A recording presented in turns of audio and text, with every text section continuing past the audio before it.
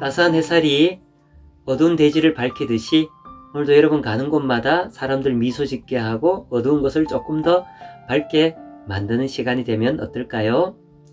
오늘은 현실과 이상, 이상과 현실에 대한 이야기를 나누려고 합니다. 여러분은 현실과 이상 이 두 가지 중에 어느 쪽에 무게중심을 두고 살아가고 있습니까? 만일 현실에 무게중심을 두고 살아가고 있다면 꿈을 잃어버릴 수 있지요. 또 꿈과 이상을 무게중심에 두고 살아가고 있다면 때로는 너무 공상적이다라는 그런 생각이 들 수 있습니다. 손에 쥐어진 것, 눈에 보이는 것, 또 손으로 만져지는 것이 전부인 것처럼 보여지는 세상 속에 우리는 살아가고 있죠. 오늘은 꿈 이야기를 좀 해보고자 합니다. 탈무드에 이런 이야기가 나옵니다. 한 인디안 부족이 주장이 연로하여서 이제 후계자를 선발하게 되었습니다.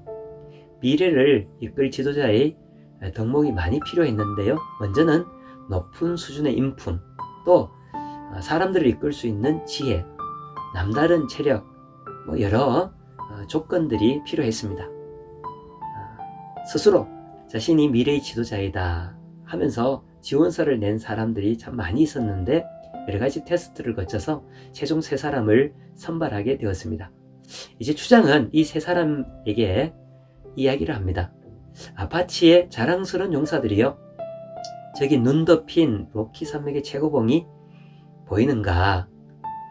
저 최고봉에 아무런 장비 없이 올라갔다가 제일 먼저 이 자리에 도착하는 사람에게 나의 추장직을 물려주겠노라.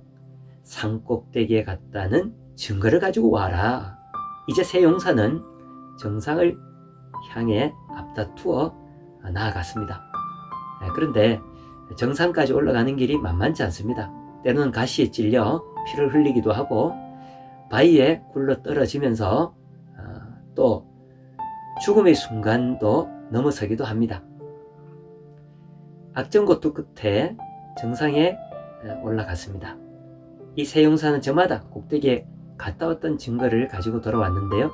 먼저 첫 번째 용사는 산 꼭대기에만 피는 꽃 한 송이를 추장에게 바쳤습니다. 추장은 그 용사를 칭찬해 주었습니다.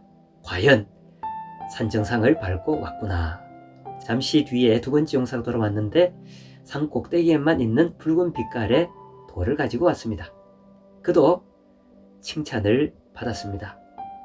그런데 어찌된 영문인지 세 번째 용사는 좀처럼 나타나지 않았습니다.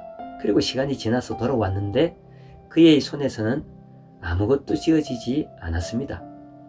추장이 노여운 얼굴로 세 번째 용사를 바라보며 왜 빈손으로 왔는지 물었습니다. 그때 세 번째 용사는 이렇게 답하였습니다. 추장님, 저도 분명 저 산 꼭대기에 올라갔습니다. 그리고 저는 거기서 저 산 너머에 있는 비옥한 땅과 넓은 강물과 수많은 버팔로 떼를 보았습니다. 저는 우리 중에 누가 추장이 되는지 상관하지 않겠습니다. 다만 우리 아파치족은 저 산을 넘어가야 한다는 것은 당연한 사실입니다. 하고 이야기하더라는 거죠. 이 말을 들은 추장의 얼굴이 환한 미소로 채워졌습니다. 왜냐하면 두 용사는 산 꼭대기에 올라갔다는 증거물만을 가지고 왔지만 세 번째 용사는 이 부족의 꿈과 미래를 가지고 왔기 때문입니다. 여러분이 만일 연로한 추장이라면 누구를 이 부족의 후계자로 세울까요? 두말할 나위 없이 세 번째 용사가 아니겠습니까? 무슨 꿈 타령이냐, 초등학교 때나 생각하는 것이다 라고 말할지 모르겠습니다만은 그렇지 않습니다. 세상의 역사는 꿈을 꾼 사람들의 역사라고 해도 과언이 아닙니다. 그 꿈이 있어야 우리는 하루를 흥분과 기대 속에 살아갈 수 있습니다. 꿈이 있는 자는 가슴이 뜁니다.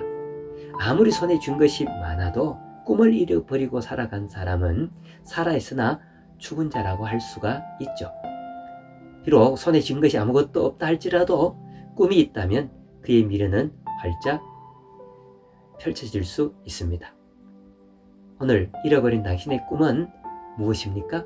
그 꿈을 다시금 떠올리며 그 꿈을 마음에 두고 그 꿈을 향해 미래를 향하여서 한 걸음씩 나아가는 시간이 바로 오늘이면 어떨까요?